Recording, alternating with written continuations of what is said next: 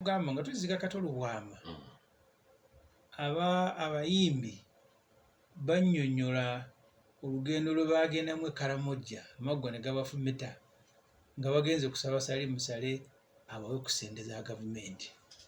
Era okubaganya ebirowoozo kwali nnyo ku ssente za gavumenti, naye bwe ziba za gavumenti ziweebwayo Salim Musale.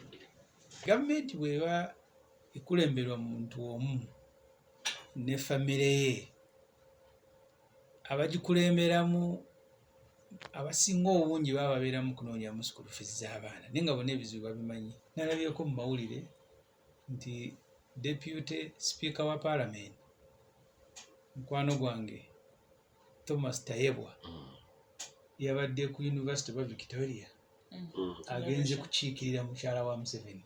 Mu nteekateeka ya gavumenti ey'ebitiibwa mu ggwanga, Pulezidenti alina ekitiibwa ekisooka, ne kuddako omumyuka we, ne kuddako Speaker, ne kuddako Chief Justice, ne kuddako Deputy Speaker. Number 5.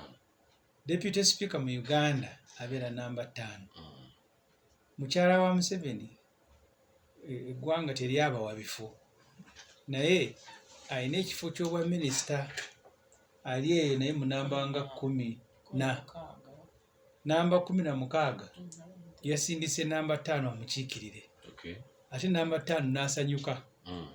N'asanyuka nga namba 16 yamusindise.